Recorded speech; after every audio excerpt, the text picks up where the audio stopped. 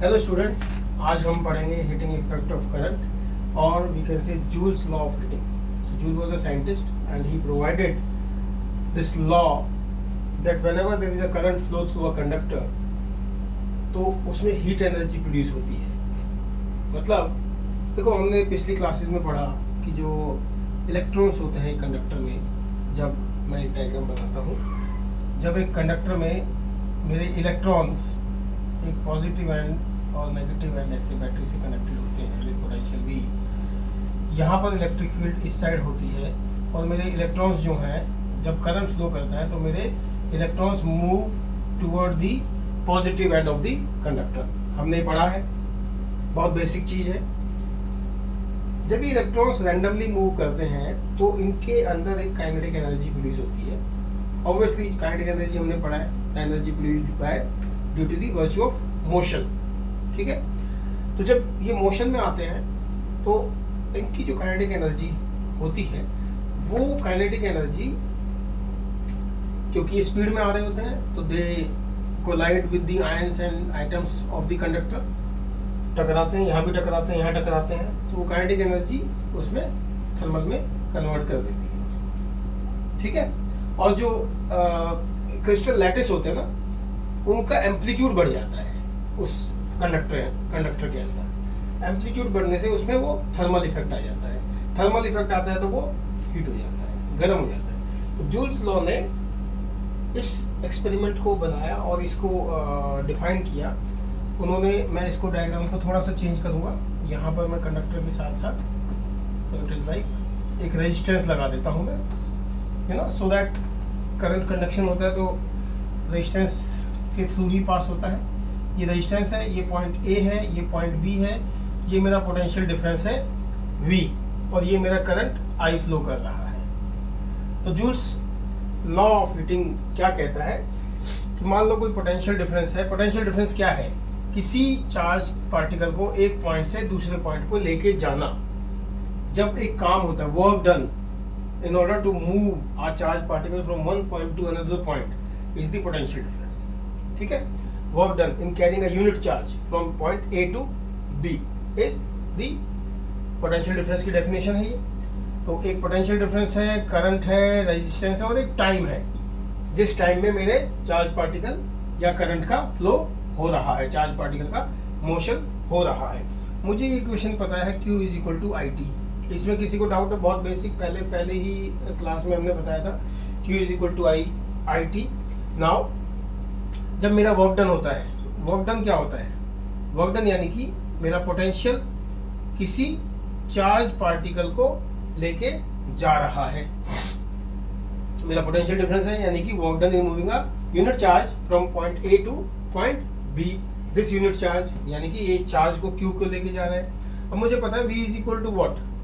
V is equal to I R और Q is equal to I T. तो I can write V into I T और V क्या है? I R. तो I can write W और H I can denote as the heating effect. It is also work done. So I can write H is equal to IR into IT, which is equal to I square R T. इसकी unit क्या होगी? Unit of H. अब जिन scientist ने दिया है वो अपनी unit बता देते हैं. जैसे एम्पियर ने करंट दिया, I के बारे में बताया तो उसने एम्पियर रख दिया. ऐसी जूल ने बताया तो इन्होंने यूनिट दे दी जूल. ठीक है, हम इसको कैलोरी में भी कन्वर्ट कर सकते हैं. तो मेरे पास फॉर्मूला क्या हो गया? H is equal to I square R t. यानी कि जूल्स लॉ क्या कहता है? अब इस फॉर्मूले का जो एक्सपेरिमेंटली प्रूव हुआ है, जूल्स लॉ क्या कहता है कि H is directly proportional to the square of the current, directly proportional to the resistance and directly proportional to the time taken by the current flowing through the conductor. ये मेरा H का और joules law की definition कहलाती है. ठीक है, कोई डाउट है बच्चों? इसको हम कैलोरी में लिख सकते हैं कि H is equal to I square R t by, ये तो हो गया मेरा जूल्स में, तो आई कैन राइट इतने जूल्स और I can write H is equal to I square R t by 4.2 calorie, calorie में कन्वर्ट कर दिया मैंने इसको। ठीक है बच्चों, क्योंकि 1 calorie is equal to what, आपको फॉर्मूला पता है ना, केमिस्ट्री में भी पढ़ा है, 1 calorie is equal to 4.18 joules. ये मेरा फॉर्मूला है, ये मुझे पता है, ये वैल्यू फिक्स वैल्यू है ये। ठीक है, नाउ इसमें कोई डाउट हो तो प्लीज मुझे कमेंट कीजिएगा और मैं आपके डाउट क्लियर करूंगा कमेंट के थ्रू। ये बहुत ही सिंपल है। नाउ अब हम पढ़ते हैं next topic, electric power.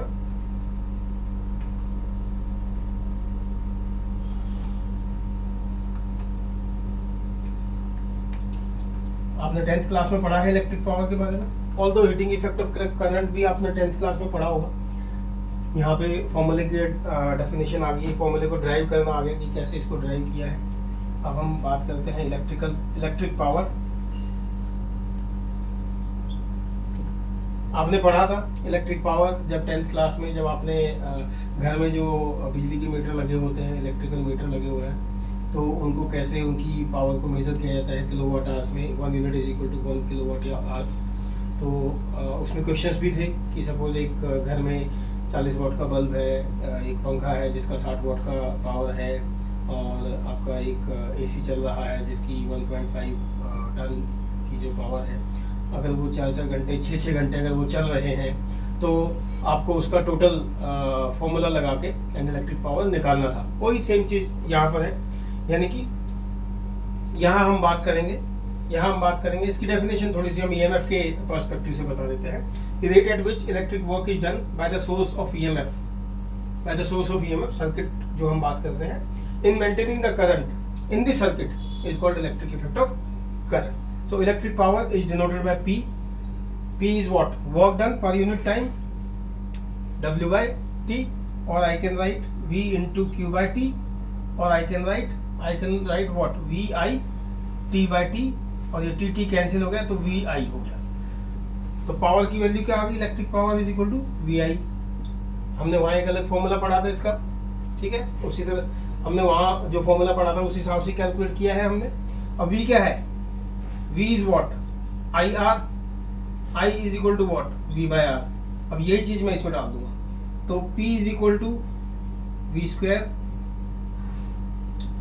Bye R and I square R। तो ये P की मेरी 3 वैल्यूज आ जाएंगी आपके पास।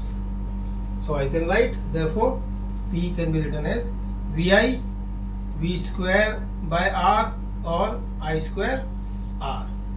ये मेरी 3 वैल्यू P की कहलाएंगी। Unit of power obviously what? Unit of power is what?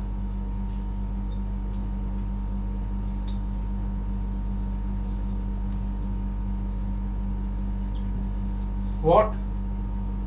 अब एक छोटा सा एक क्वेश्चन ले लेते हैं। मान लो एक बल्ब है जिसका 484 ओम्स की मेरी रेजिस्टेंस है और वो लाइट प्रोड्यूस करता है जब 220 वोल्ट की सप्लाई है, तो उसकी पावर कितनी होगी? मुझे R गिवन है 484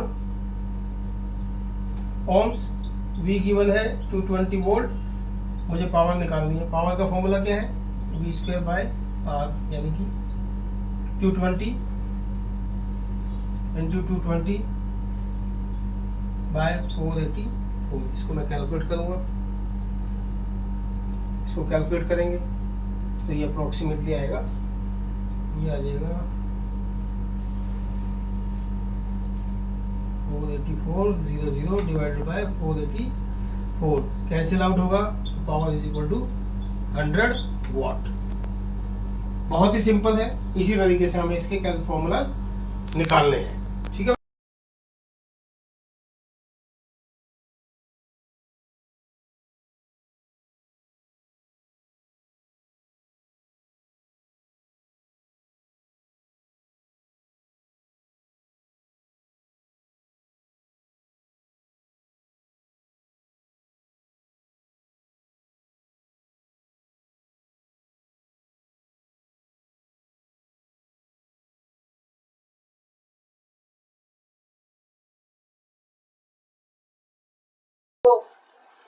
So electrical energy is equal to electric power into time. Unit is joule. वही 10th में आपने पढ़ा था 1 kilowatt hour is equal to 1 unit, जो मैंने अभी थोड़ी देर पहले बताया वही चीज हम यहाँ बता रहे हैं। तो जो कमर्शियल यूनिट होती है, घरों में जो बिजली सप्लाई होती है कमर्शियल यूनिट, वो किलोवाट आवर में कन्वर्ट होती है। सो कमर्शियल, ये तो है ऐसा यूनिट, ये है commercial unit of electric power, sorry electrical energy. Electric energy is kilowatt hour, ये आपकी कमर्शियल यूनिट है। ठीक है बच्चों, सो किलोवाट आवर, जब मेरा एक यूनिट एक अप्लायंस इलेक्ट्रिकल अप्लायंस यूज करता है तो उसको मैं 1 किलोवाट आवर बोलता हूं। तो यानी कि 1 kilowatt hour is equal to 1000 hour. ठीक है, और in joules if I convert, kilowatt को भी लिख दूंगा तो ये आ जाएगा 3.6 into 10 to the power 6 joules. Similar to electric power, electric power में VI है, I स्क्वायर R है, V स्क्वायर बाय R है, यहाँ पे टाइम लग जाएगा। सो इलेक्ट्रिकल एनर्जी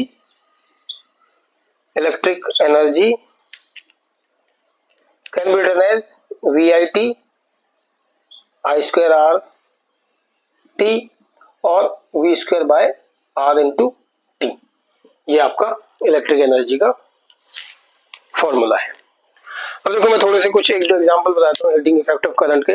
जो हमारे घरों में जो इलेक्ट्रिक लैंप होता है, एक्चुअली हम जो कहते हैं ना कि इलेक्ट्रिक लैंप या वो गर्म हो गया है, इलेक्ट्रिक लैंप गर्म नहीं होता है, उसका फिलामेंट गर्म होता है। तो जब करंट सप्लाई करता है किसी वायर के थ्रू, तो फिलामेंट जो है, जो कि मेरा एक उसका बना होता है, टंगस्टन का उसका बना होता है, तो उसकी जो रेजिस्टेंस होती है वो कम होती है एज कम्पेयर टू जो वायर में जो रेजिस्टेंस होती है, उसकी हाई रेजिस्टेंस होती है वायर में। तो जब भी देखेंगे तो वायर तो गर्म नहीं होती, बट मेरा due to low resistance of this filament, उसमें करंट ज्यादा आ जाता है और वो करंट हीट एनर्जी को प्रोड्यूस करता है, इसलिए वो बहुत ज्यादा गर्म हो जाता है। घरों में हम इलेक्ट्रिक प्रेस यूज करते हैं, है ना, प्रेस यूज करते हैं ना। आपने सप्लाई, इलेक्ट्रिक सप्लाई दी, प्रेस में फिलामेंट होता है, फिलामेंट जो होता है वो बेसिकली निक्रोम हम उसमें यूज करते हैं, इट्स एन अलॉय, या क्रोमियम यूज करते हैं, इट्स एन अलॉय।